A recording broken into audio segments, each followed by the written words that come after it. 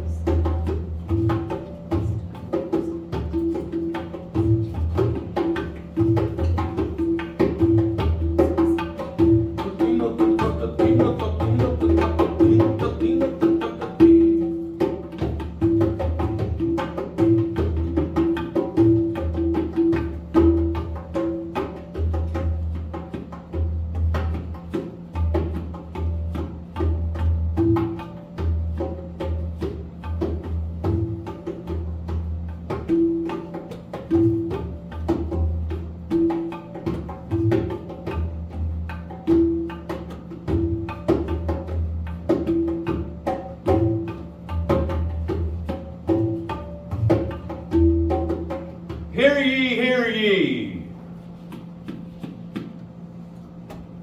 Would you please welcome to the stage roots writer Dave Daniels.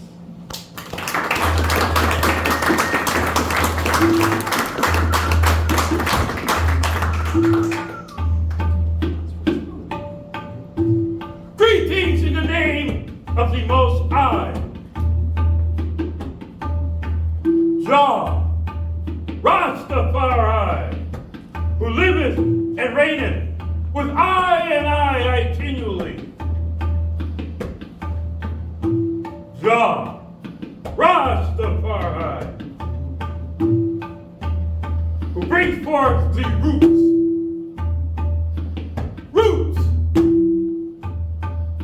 Stories. Roots. Stories. Give thanks and praises every day for roots. Give thanks and praises every day for roots. Give thanks and praises every day for roots. Because roots bring forth life. And stories. Root stories. True stories. Picture stories. Tragic stories. All stories.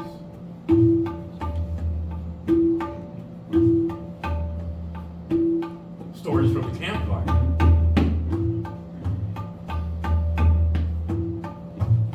Root stories. Give thanks and praises every day for roots. Because roots bring forth life stories. Some come from the north.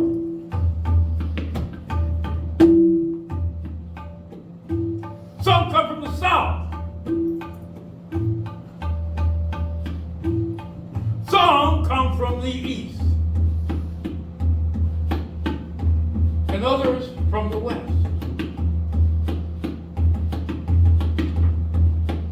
Indian stories, African stories,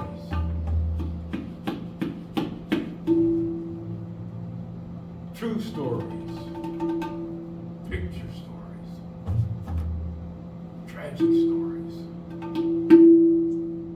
all stories. Give thanks and praises every day for roots. Give thanks and praises every day.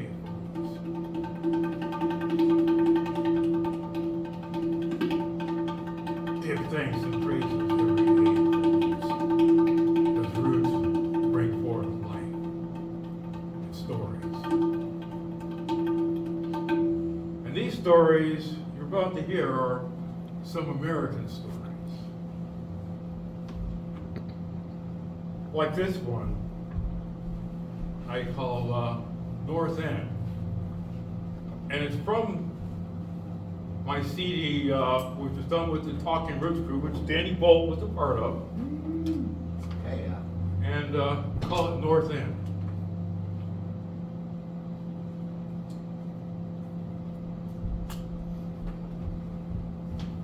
We interrupt this program for a special bulletin. News flash!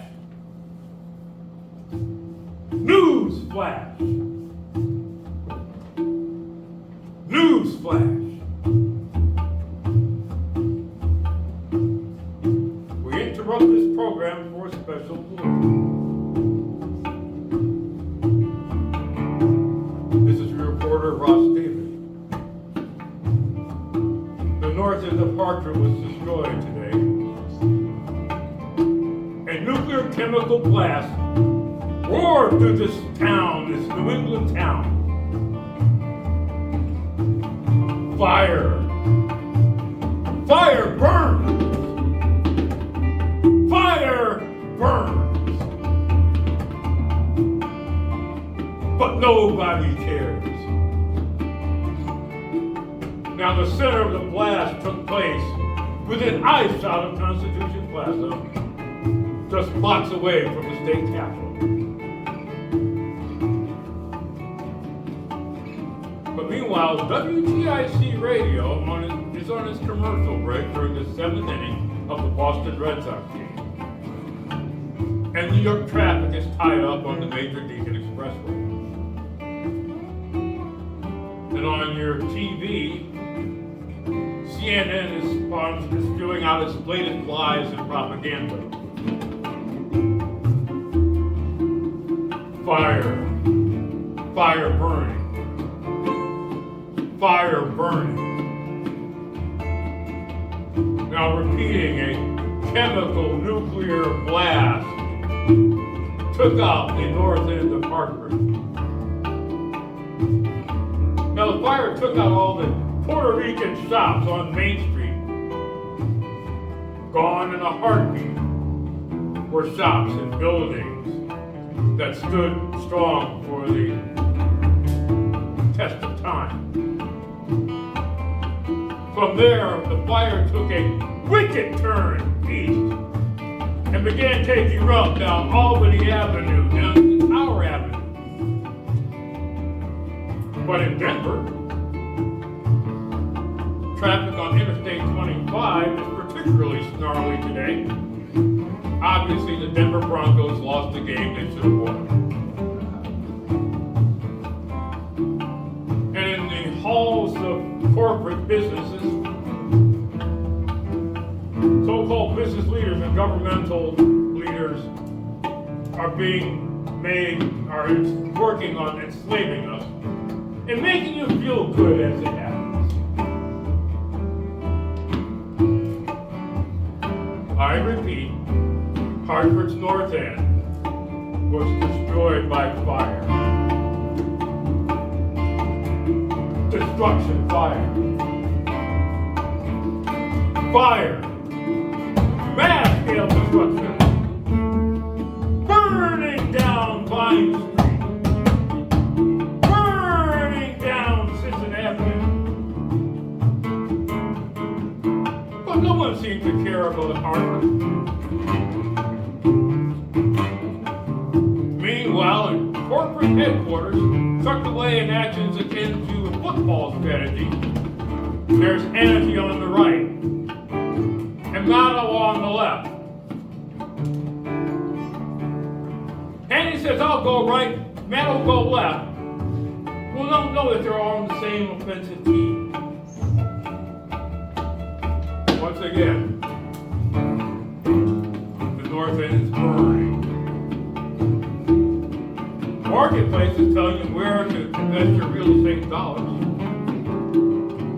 And the Backstreet Boys want you to spend hundreds of dollars on to see if they can recapture the glory of their youth. Meanwhile, in Nashville, the Grand Ole Opry wants to ban Steve Earle and Sturgill Simpson again.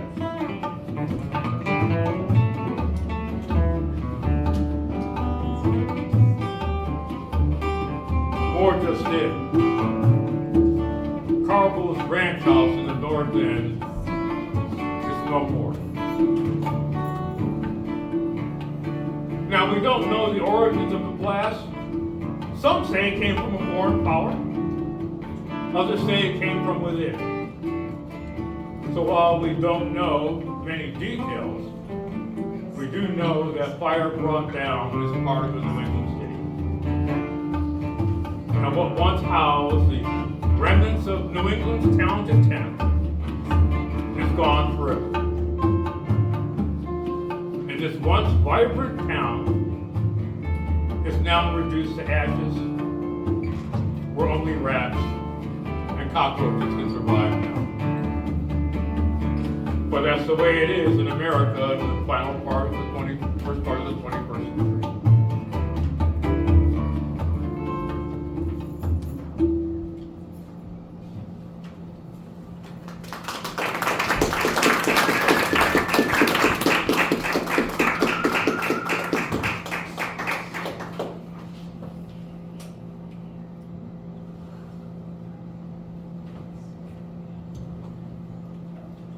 Every man, every woman, every creature on this earth has dreams.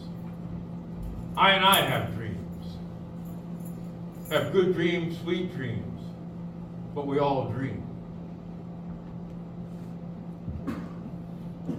Some folks want to take in the American dream. And for many, not me included, but for many, around the world and around the country, the dream was to move to New York City, where dreams can come about. But I call this story, Welcome to New York.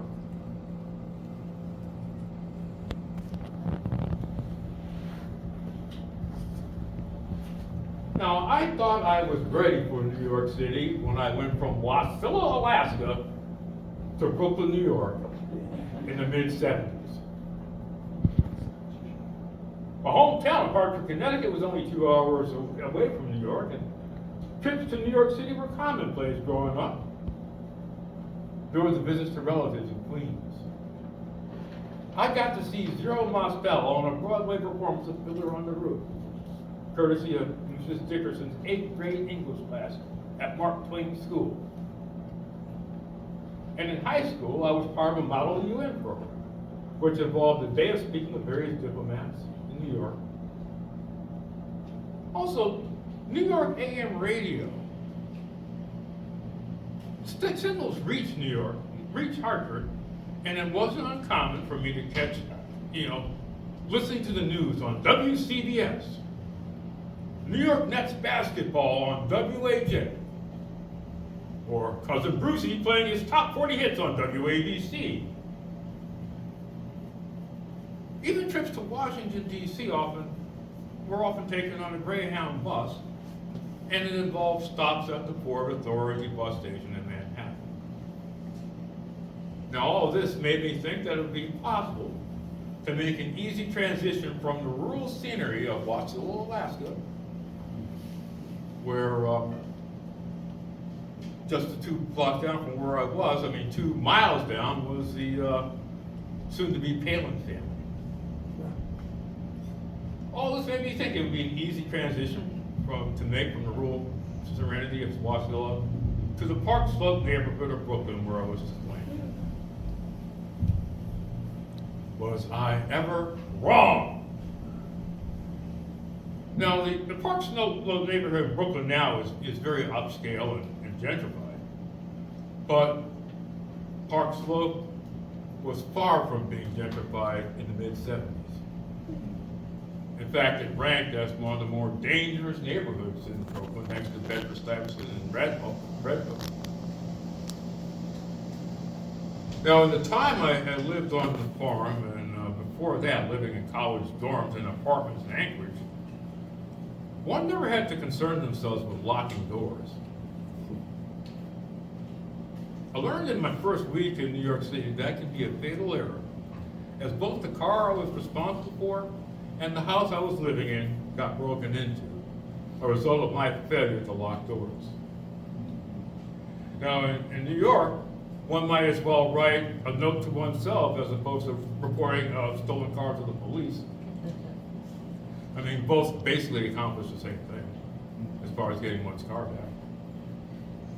Oftentimes you see carcasses obviously hollowed out or parts was a common sight. But as far as the house that I lived in, items were ransacked. But at the time, I happened to be living with a group of Christian hippies where minimalism was practiced. We didn't even have a TV. There was really nothing of value in the house for the burglars to find. We're also coming from Wasilla, Alaska. There was also the culture shock of space. Going from a space where one's nearest neighbor was half a mile down the road to a Brooklyn brownstone where neighbors were directly next to you, on both sides.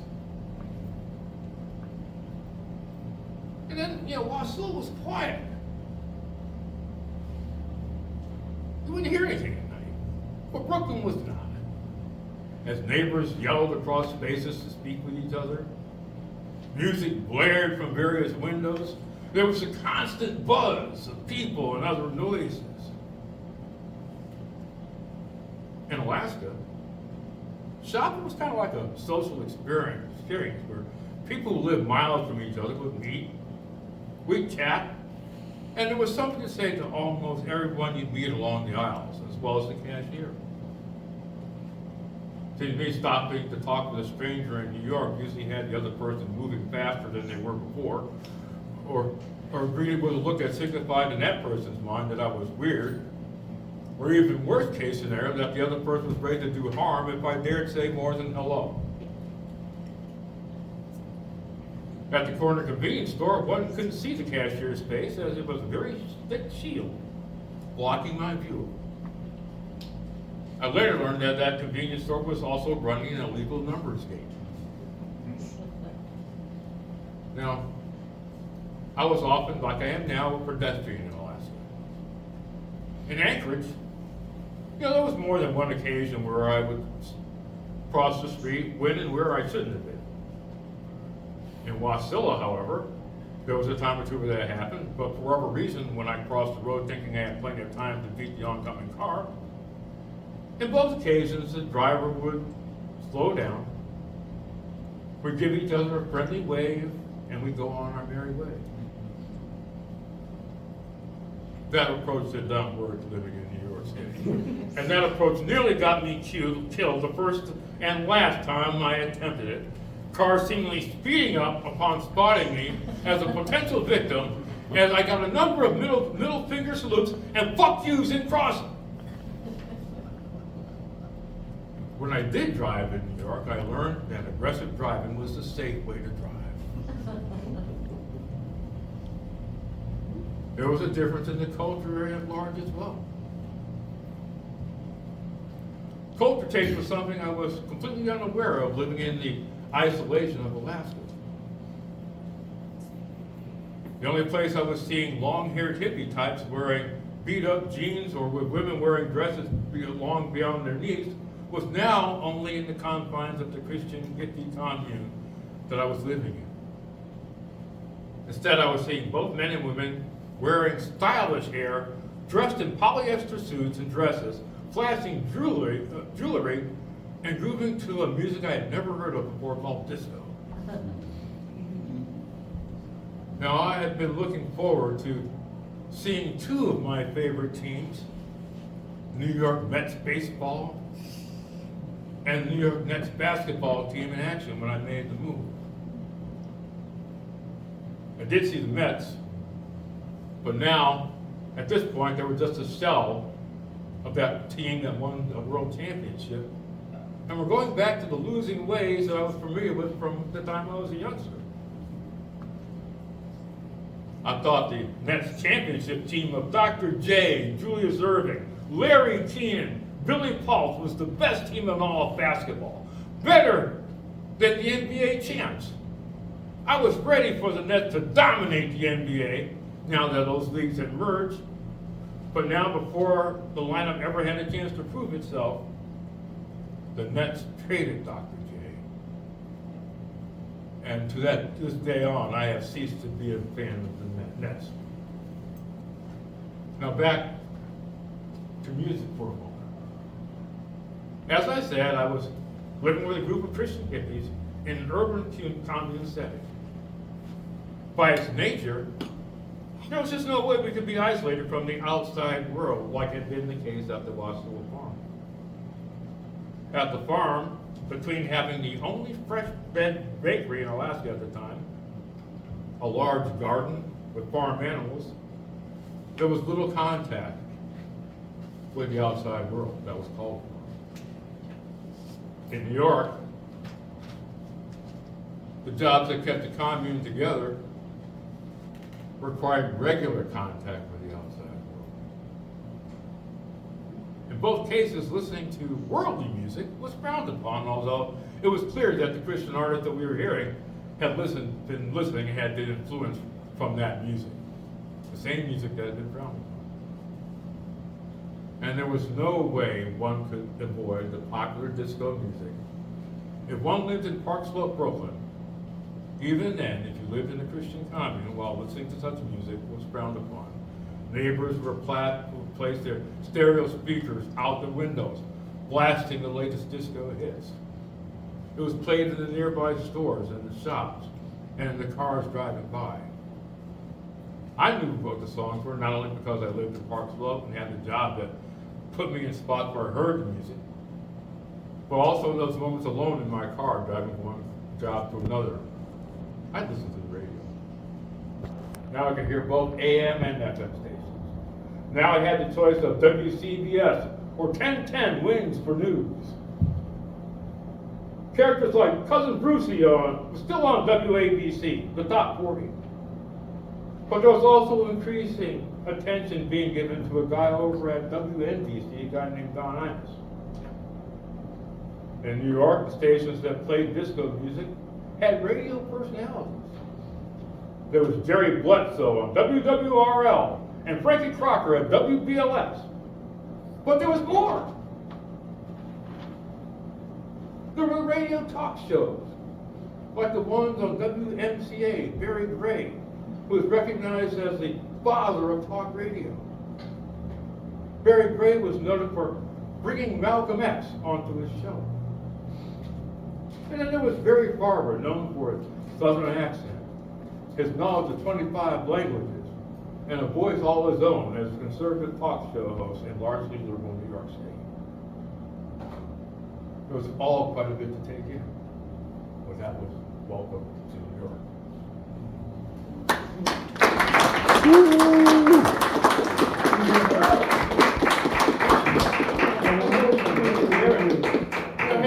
Music from Chris Stevens. Hey.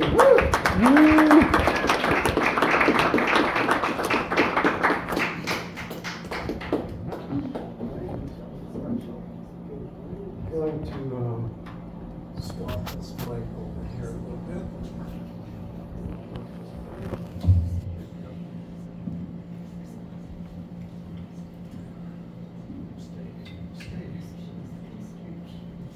I have to retune here. So I'm going to play a few songs that I wrote. Bear with me just a moment.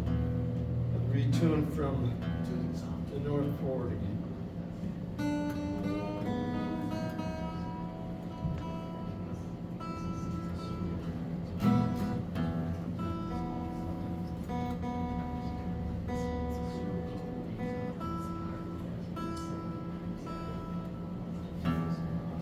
I tune because I care. So I'm going to do a few songs that I wrote here, and I recently put out an album of my original songs. I do have albums for sale back there if you'd be so interested and so inclined to check it out. This is a song for everyone, so I guess that's for all of you. And this kind of comes from roots too. This is goes back to my days at the U of M when I was doing some guitar playing, singing, thinking about stuff, and writing stuff down. So it goes like this.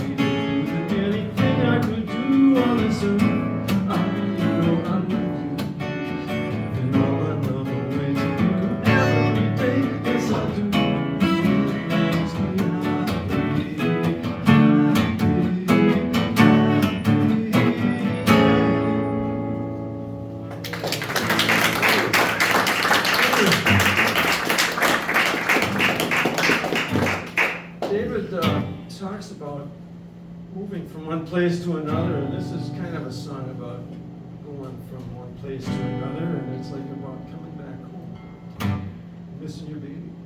Goes like this. I'm coming home. I've been gone for almost 7 days, but I'm walking down the freeway and my mind is in a haze. I'm going fast as I can, just so I can be with you.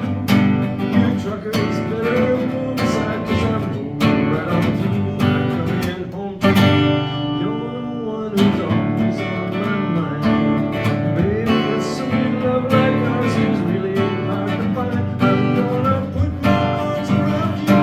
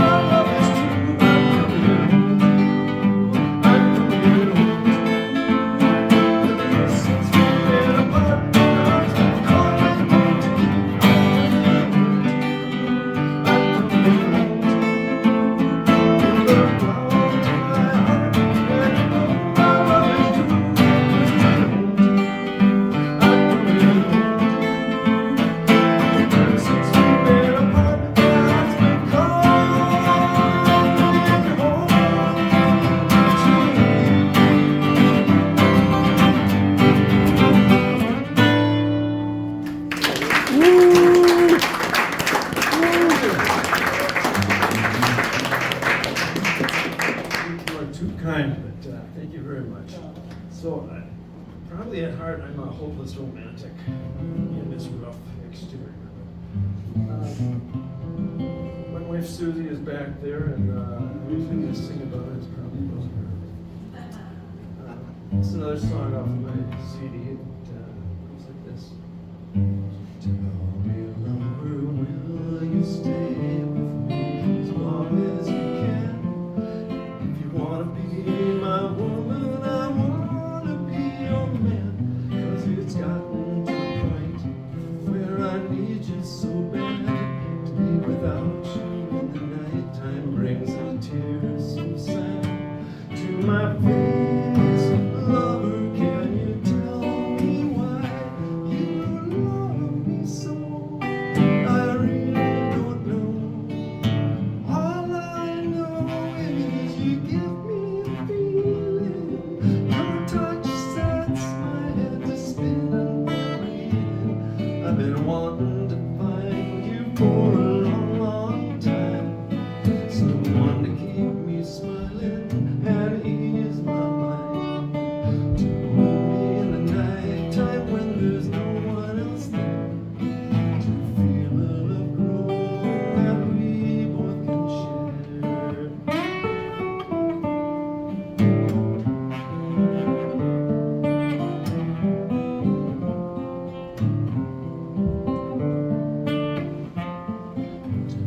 Lover, will you stay with me the rest of your life? Hope you'll have me for your man, because I want you for my wife. Can I make you this promise straight from the heart? I'll always be true to you, so let's get started on our way. Lover, take my hand, we fly our way through life like birds in flight. All I know is you give me a feeling. Your touch sets my head to spinning and reeling. I've been wanting to find you for a long, long time. Someone to keep me smiling and ease my mind. To hold me in the nighttime when there's no one else there. To feel a love growing that we both can share.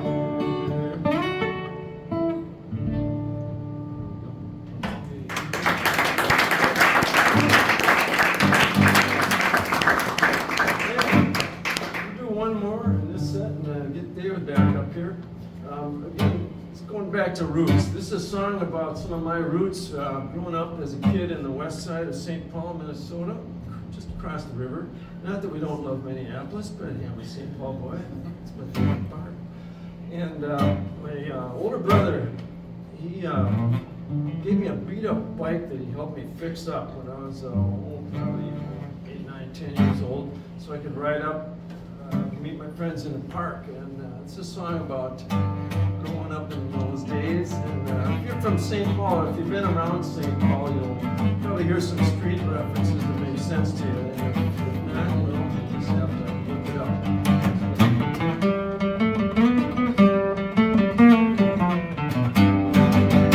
Now when I was young, I had a two-wheel bike that didn't have any handlebar brakes. It had just one speed, and when you wanted to go, you had to pedal as hard as it takes. I went to see my friends, and it was all uphill. I had to give it all I had to me.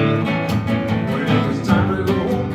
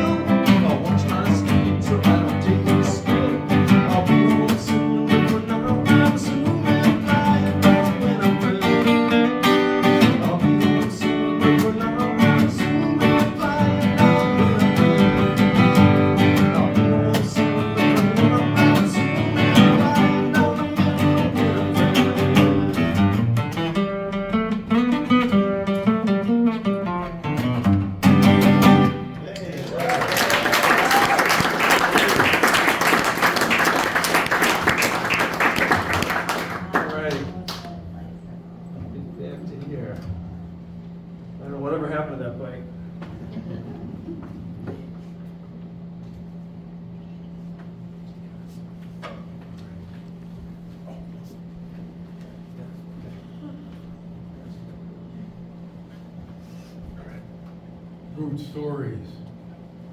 Stories from the north, stories from the south, stories from the east, stories from the west. This is a story from the north.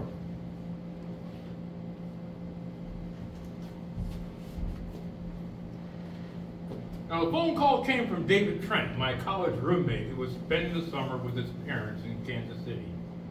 Just like I was spending summers at home in Hartford, Connecticut. Now, I was surprised to get a phone call from David. This was 1974. And in 1974, a phone call from Kansas City, Missouri to Hartford, Connecticut cost extra money. David said, get a plane reservation now. You are coming out to Kansas City, and from there we're going to drive back to Anchorage. David, my roommate, was an Army brat who, after parents spent time stationed in Alaska, turned down an opportunity to attend Yale University, to attend Alaska Methodist University, a small liberal arts college of about 400 students, which was at the time struggling to maintain its accreditation. But for David, just like myself, the Alaska experience was part of our education. Now, certainly returning to Anchorage, had its appeal. As nice as it was being with family once again, Anchorage represented freedom. This freedom was sweet, 5,000 miles away from home. I could never entertain guests till wee hours of the morning, drink beer, and smoke copious amounts of marijuana at home without some sort of domestic conflict. At the same time, Anchorage was 5,000 miles away from Hartford. I wasn't going to be able to visit home often like the other college kids. And my mother had been looking forward to spending the summer with me and her other sons. But David, I said, I have a job, and I told my mom I'd spend summer at home. And David replied, quit your job. I have 2 tickets for us to see Crosby, Stills, Nash and Young. One's for me, and the other's for you. Why? With its turns and twists. One moment, I'm having a summer job generating leads on the telephone for aluminum siding salesmen in the greater Hartford area. And in the next moment, I'm on a plane to Kansas City to see Crosby, Stills, Nash and Young at Royal Stadium with the Beach Boys opening as an added bonus. David's car was a 1964 Ford Falcon station wagon. It already had a lot of miles when David bought it. Now, frankly, I was kind of surprised that the car made it to Anchorage, from Anchorage to Kansas City. Because, as it was, when a car has that many miles on it, one never knows when the car might pass away and die. I began wondering about it again when we were stuck in traffic on our way to Royal Stadium. It was hot outside. Would this car overheat? But in the spirit of 1970s hippiedom, when fellow concert goers saw the Alaska plates on the car, and thinking that we had driven all the way from Alaska to attend the concert, many allowed us to skip in front in the traffic, so we never really had to deal with an overheating problem. Now, to be honest with you, I can't ever say that I was much of a fan of the Beach Boys. To me, anyhow, their music and image was a throwback from a previous generation impacted by World War II. And I was doing my best to throw off all vestiges of that era. But then I heard some material by the Beach Boys played on the underground FM radio station, WHCN in Hartford. Now that material impressed me. Of course, they were obligated to play all their early 60s hits. But one thing I could say, regardless of whatever I thought, I knew at the moment I was witnessing one of the groups that were our part of American pop culture history. And even I could appreciate that. Crosby, Stills, Nash, and Young. Now, in addition to material from their albums, each played a set from their solo material. Stephen Stills happened to be a much better guitarist than I had ever given him credit for. Especially impressive that he was chain smoking throughout the show, sticking a cigarette on his guitar when he was singing. Now, it was a long day ahead of us the next day. The plan was to be at the Canadian border in another day. But there was no way that we were going to leave this concert till the last note was played. And the lights were turned off brightly at the Royal Stadium when it was time to leave. Next thing you know, David and I were blazing away from Kansas City in his 64 Ford Falcon station wagon, 1,500 miles to hit the Canadian border, and another 1,500 before we reached Alaska. Now, traveling from Kansas City, I couldn't help but notice how many times we had to stop for trains. Seemed like lots of trains in this part of the country, and they were all carrying cattle. And those cattle trains were long. And it was hot in this scorching cattle country heat. I wondered whether we could ever get a break from this heat. I asked David, who knew the lay of the land much better than I did, if there was an escape from this heat forthcoming. But David replied, it's probably not going to get cooler till we hit Alaska. Now, there were two things to do while waiting for those trains, or traveling through wide swatches of nothingness for that matter. One was keep the music playing.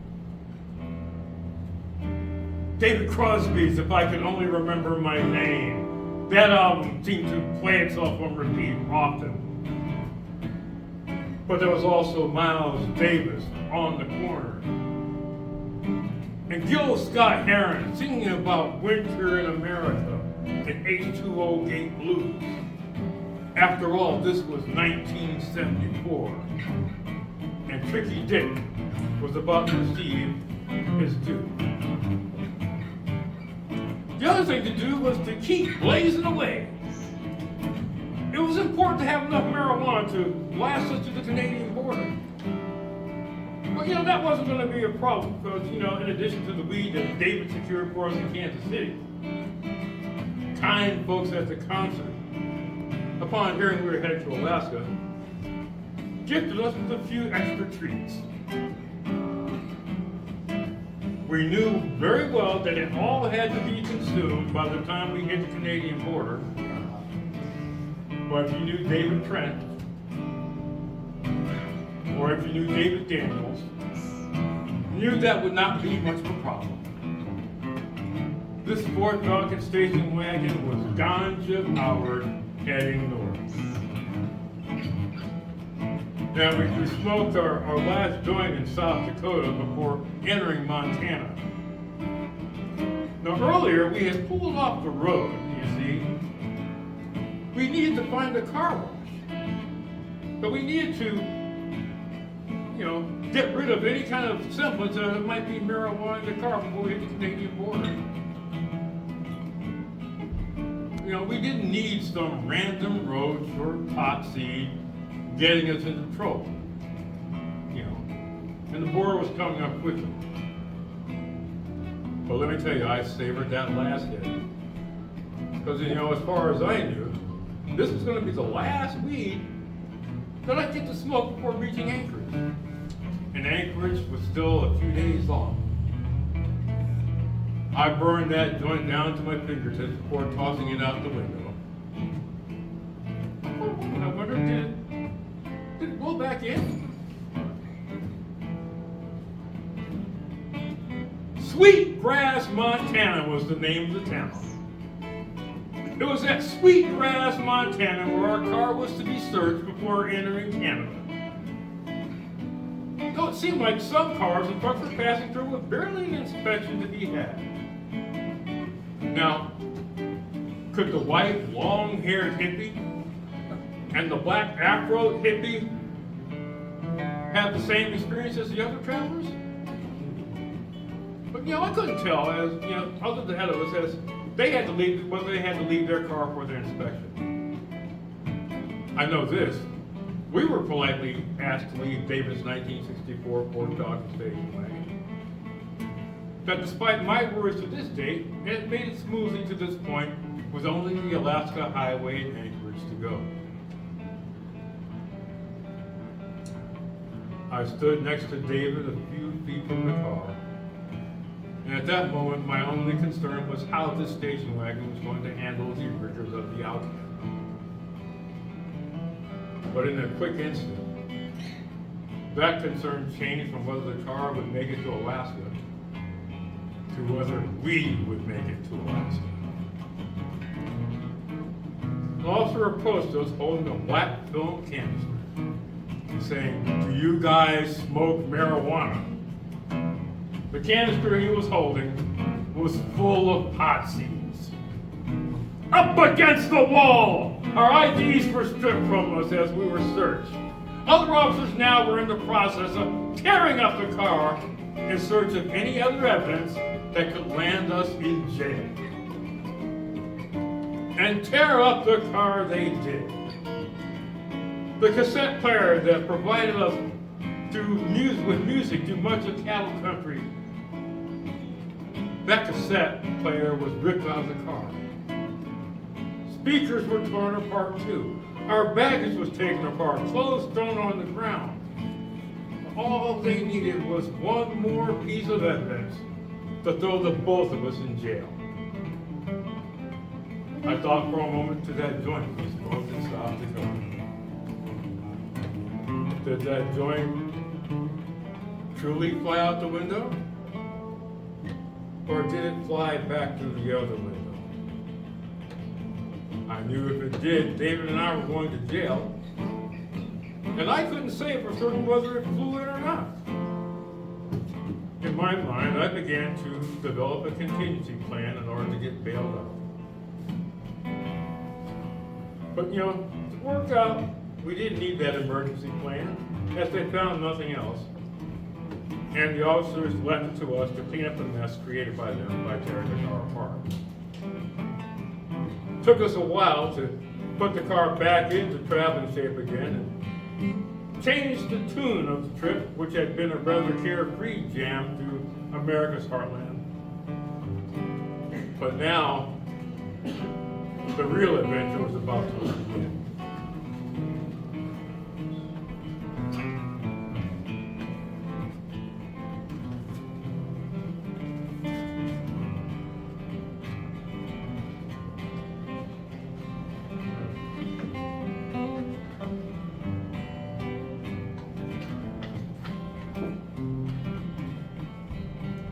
Now, David had said at one point after the incident that he would never smoke again, marijuana again. But every so often a person comes into one's life for a very short period of time, but in one way or another becomes memorable for the rest of the time. Such was the case with Doug Shannon. In 1974, almost every hippie had some sort of hitchhiking adventure, whether it was by hitchhiking or by picking a hitchhiker up. We picked Doug up in Lethbridge, Alberta. Now, he had hitchhiked from Winnipeg, where he had lived, and was headed to Tok, Alaska. We were getting a huge boost as we were going through Tok on our way to Anchorage. Doug had a reserved wit about him, as he shared with us his stories about living in Winnipeg. David and I were both glad we picked him up, and Doug even caused David Trent to get out of his no marijuana pledge. Now, in Dawson Creek, British Columbia, the beginning of the Alaska Highway, We were informed that it had been raining heavily along the highway, and by the time we reached Port Nelson, BC, the highway could be closed. We were told to proceed at our own risk. But we sure as hell weren't going to turn around, so forward we went with our plans to arrive in Anchorage in just a few days. But by the time we got to Port Nelson, the rain had stopped. But the rain had done its damage, and the highway was washed out. At the time, the population of Port Nelson was barely 1,000. Close to that many people were stranded there. I didn't know what it was like for the retirees riding in their Winnebagos, but for us college kids, this was like a 3-day party. The general store quickly ran out of food, but we witnessed the Canadian government airlifting food onto Port Nelson via helicopters. Everyone that was stranded was given food vouchers. Now, rainbow family-like food camps quickly sprouted up, and at night, the bar never seemed to run out of beer. Duckshan loved pointing out the difference between the beer-guzzling Americans looking to get drunk and the Canadians sipping and enjoying the moment. The local high school did offer shelter, but no alcohol or marijuana was allowed in. So David, Doug, and myself made it work, crashing in our station wagon. Finally now, the road dried up and there was going to be a convoy leading out of Port Nelson. David, Doug, and myself, we thought we were smart. We tried to be at the head of the pack by hiding the car in the tall bushes before the convoy was to begin. But our luck at it that the Mounties busted us and sent us to the middle of the pack. Now, just days before, the road was mostly muddy, but now it was kicking up dust. And you knew why the milepost, the paper that told you mile for mile, gas stations and the like, and they warned you earlier that it's best if you're driving the Alaska Highway to close your vents because dust could wreck up your air conditioning and your windows could be cracked. Our windshield got cracked shortly after the convoy got started. The reason we attempted to get ahead of the convoy was to avoid exactly what happened, and we knew excessive dust caused by many vehicles happening at the same time that something like this would happen. Now there was so much dust, we could barely see the car in front of us when the convoy came to a sudden stop. Story goes that some animal cut in front of the convoy. We stopped before hitting the car in front of us, but that didn't stop the car behind us from hitting us. And for whatever reason, we found ourselves as part of a 50-car pile. None of us were hurt, but the car was in pretty bad shape. Now, Doug Stein chose to leave us at this point. He had to get on, and he knew nothing about cars, and didn't feel like he'd help us, and he had to go on to Alaska. David and I knew nothing about cars either. But somehow, by tinkering around with the wires, we did get the car started, and in a speed-addled, not turning the car off even when filling it up, we made it into Anchorage 2 days later.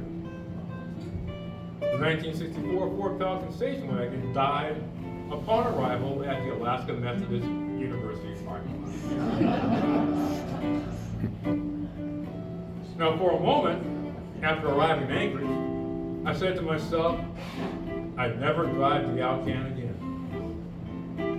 But soon enough, another chance to drive it came again, this time in late fall and early winter. But that story is for another time.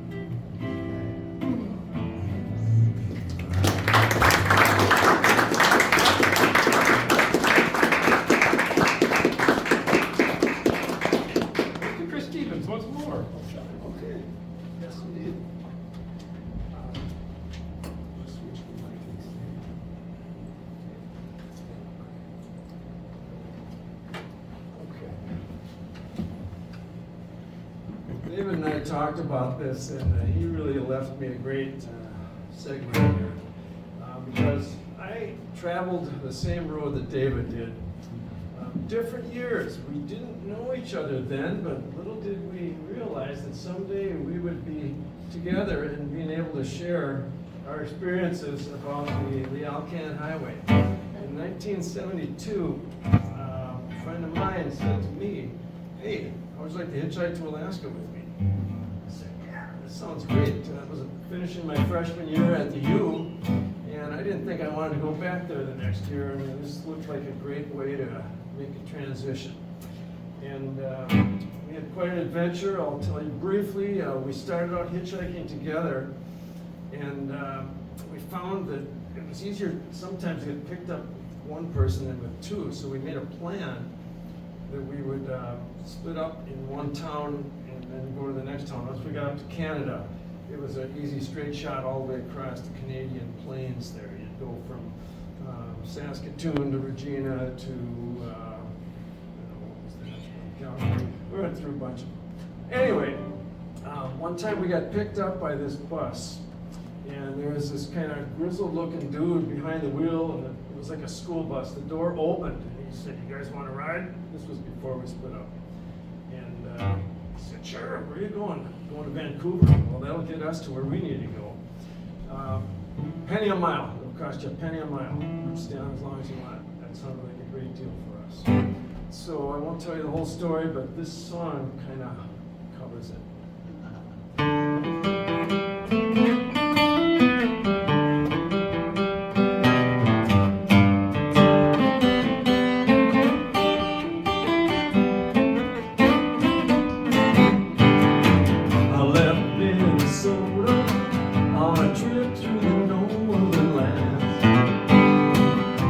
The road with my guitar and backpack, and was on my way again.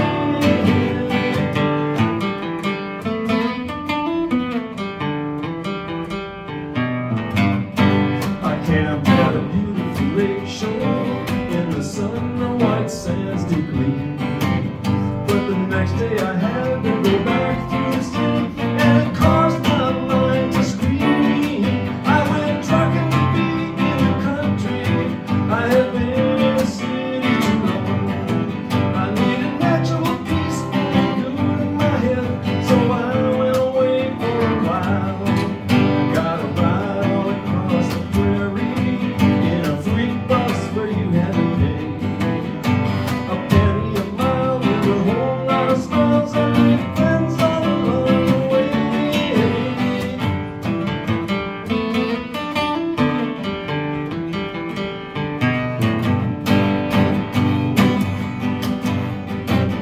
Then I turned my direction northward to Alaska. I was bound.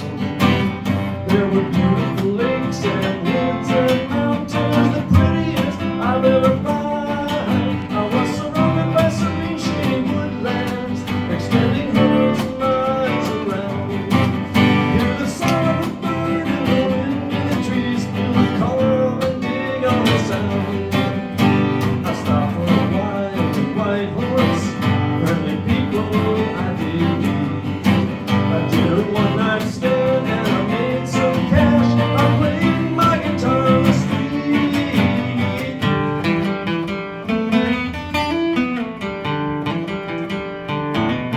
I did some boogie above in Alaska. Some new friends who joined me in song. We camped late at night by the campfire's light, and in the morning I moved on.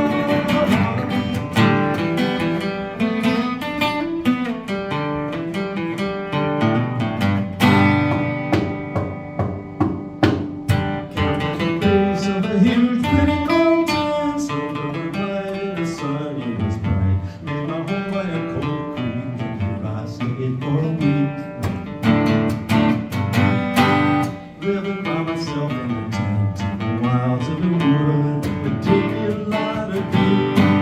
Here I found time to be at peace with myself and at peace with the world. I wrote down some words and some tunes that came to my head, some new thoughts unveiled.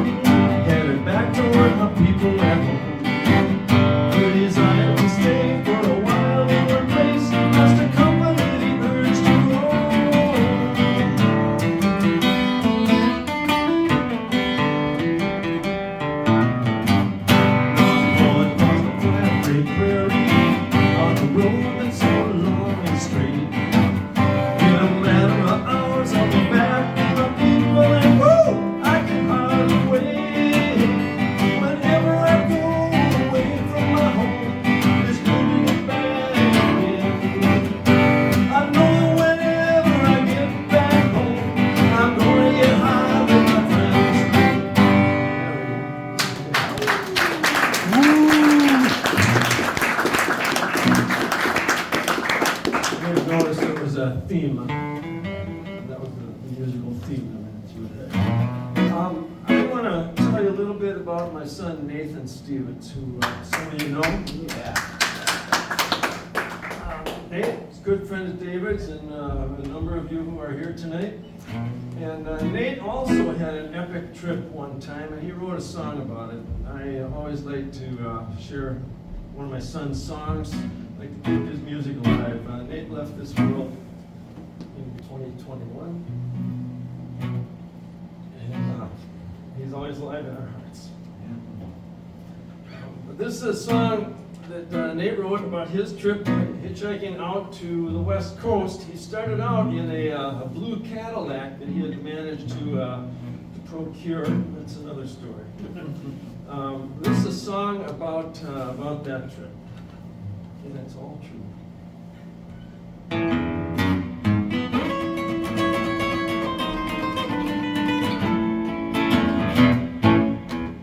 Well, the lights on the pier sparkle brightly on the ocean, and the moon sings its songs on the wave. Yeah, the kids are sitting smoking by the fire. Someone's always trying to catch the next blaze. Yeah, my heart ain't sure where it's gonna be tomorrow. Cold, wet sand knows how the storm goes. Yeah, someone out there, someone's singing my song tonight. It's a lonesome tune hummed on the cold Minnesota snow. Yeah, some people get drunk and others smoke crack. Me, I grab my guitar and I'll never look back. Left my car in Montana with my heart in St. Paul. Hitched to Seattle and Olympia had a ball. But the greatest thing I ever seen, and it didn't cost a thing, is when I pick up my guitar and I start to sing.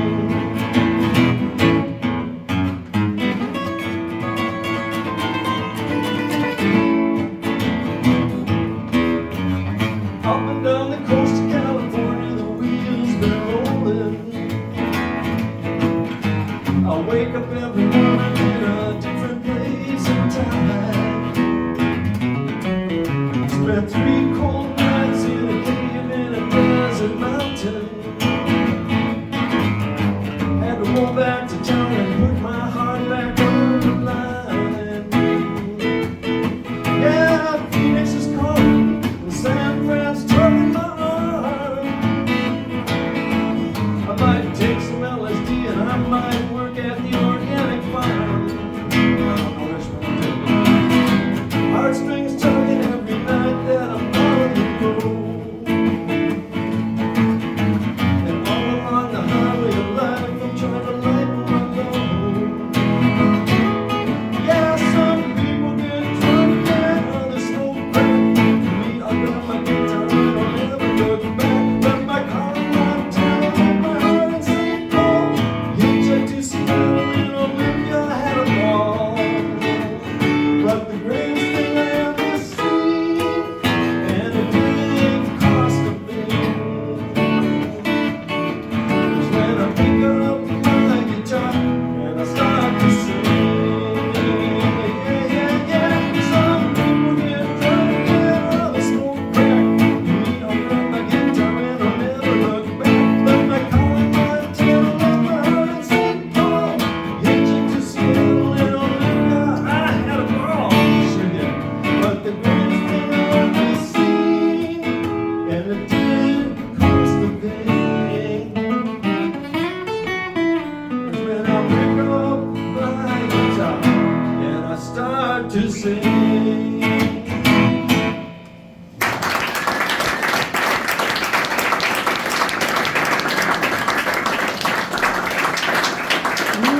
It's called Montana Blue, after the blue Cadillac that still must be somewhere in Montana.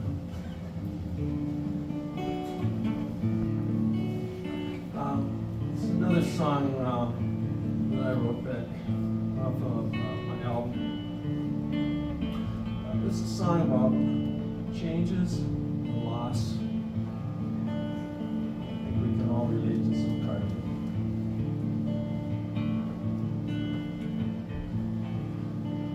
20 years a man works next to you, then comes a day he says, I'm through, now he's gone.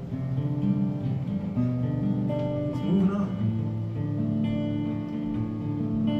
I regret conversations that we never had, but we're still friends, so don't feel too bad. One chapter done, another begun. My brother was so dear to me, but he left this world now from his pain was free. I miss him so, but he had to go. I treasure the memories he left behind. He lives on in my heart, soul, and mind. He always will be with me still. Winter's cold sets life to sleep. Nature enters slumber deep. Spring returns life to renew. Calls me forth to a better view. Life is changing.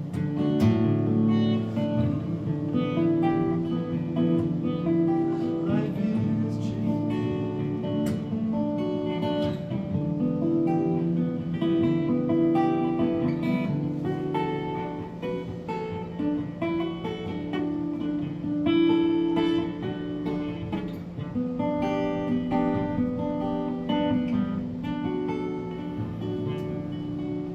Now, like George said, all things must pass. The Bible says we like a blade of grass. The wind here today, then blown away. Teach the little ones what we know. Bring them along to learn and grow. From generations gone, handed on. Life moves on through many a year. I long to hold my loved ones dear. I don't want to lose what I've come to know, but then realize that I must let go. Life is changing, always to renew. Life is changing, takes on another hue. Life is changing. No, this is not the end. Life is changing. See what's around the bend. Life is changing. Life is changing.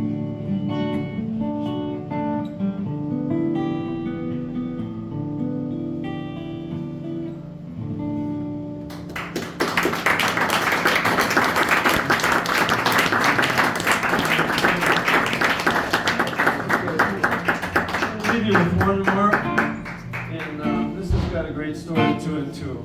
After I got back from Alaska, a friend of mine got me a job working in an apple orchard, and this apple orchard was owned by the dad of a different friend of mine.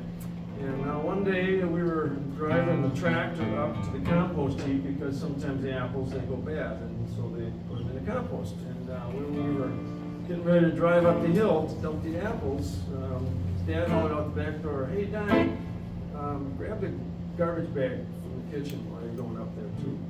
So my friend Donnie said to me, "You know, these apples are decomposed, but these plastic garbage bags are going to be around here forever." So it got me to thinking. There will come an era in the future when archaeologists will look upon the past, seeking for traces of our culture. They'll try to find what knowledge we have left them, what 20th century treasures lie buried in the ash.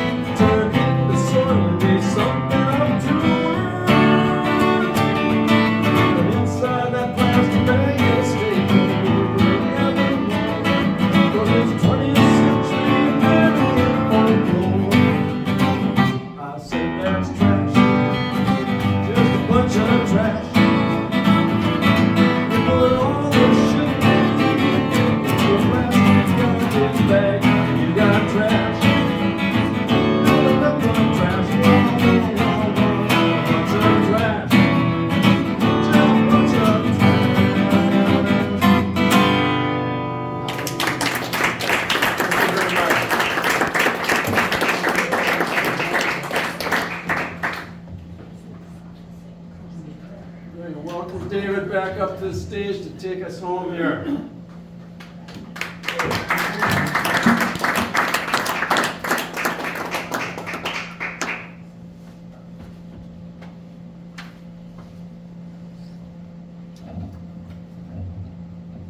Now, anyone who gets to know me for more than a day knows that I'm a serious football fan. And if you know me even more, you know that I'm a serious fan of the Denver Broncos.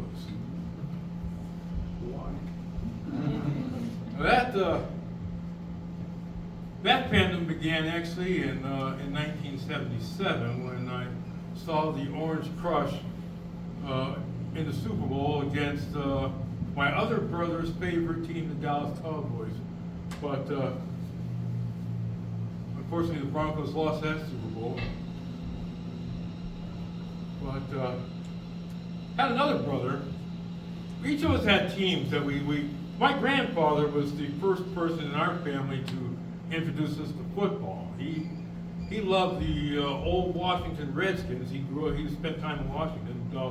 He boycotted the team for years because of George Marshall, who was a racist and would not allow blacks to even attend Redskins football games.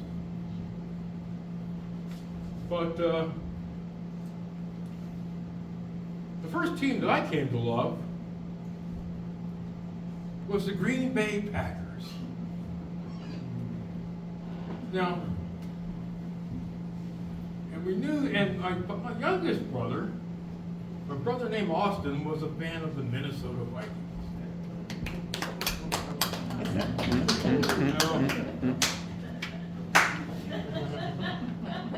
The crazy thing about that was, my brother Austin Daniels never lived in Minnesota. Well, he was known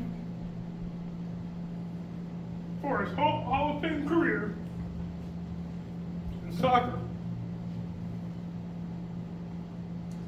Can I read this for a moment?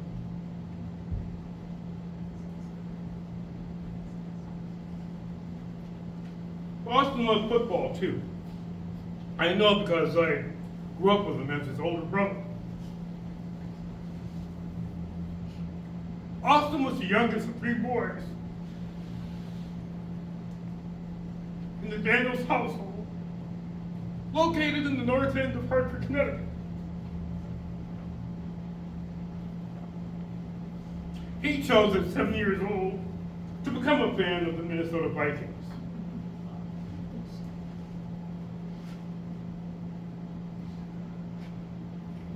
Now,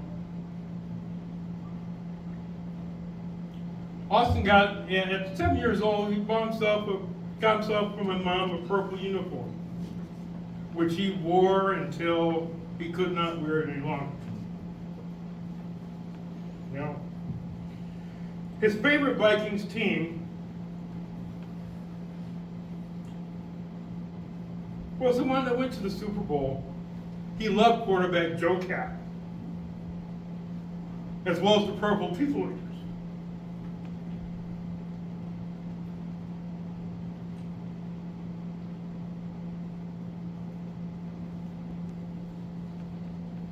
Give me a moment.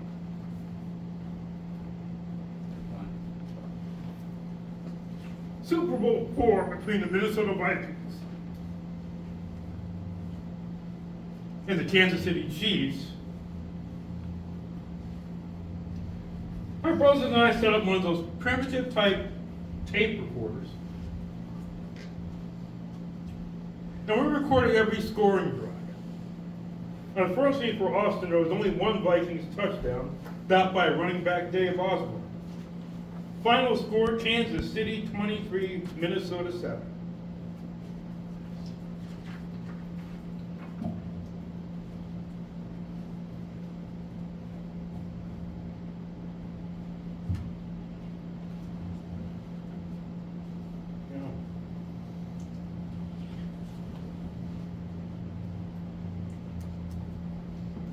Now, at the end of the broadcast, we decided to keep the recording going into the locker room celebration of the Kansas City Chiefs. The person giving Austin the hardest time was the oldest brother.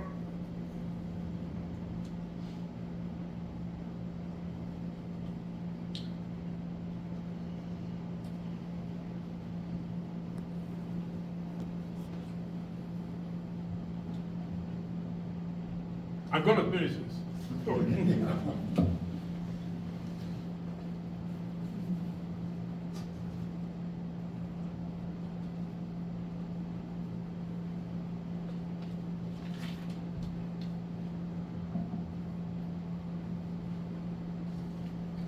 I need to clean my glasses off.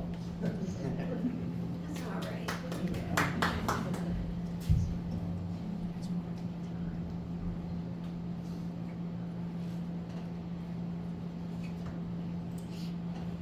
Yeah, I was the brother that gave him the hardest time. At the end of the celebration, the microphone went to Austin. We all had a few words to say, but Austin ended it by saying, "But the Vikings are good." Still saying But later on, Daniel's brothers all kind of scattered around the country. I spent time in Alaska, New York City.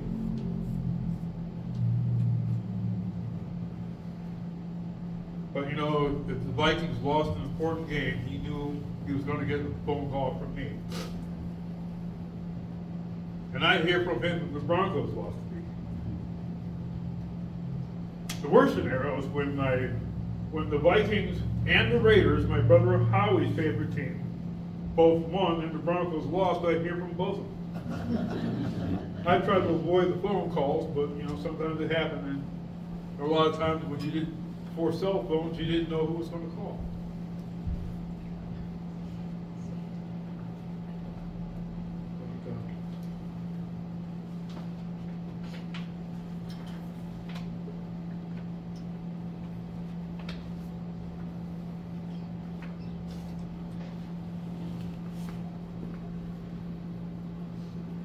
Now, Austin did get to experience Bronco mania firsthand because later on he became the first black head coach at the University of Colorado in soccer.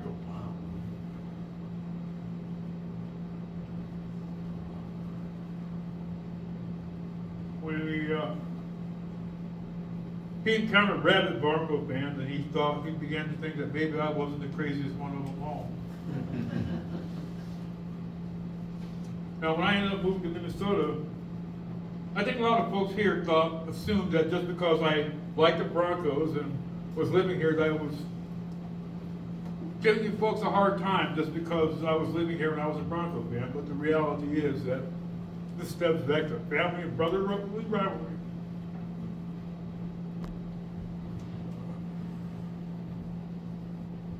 You know,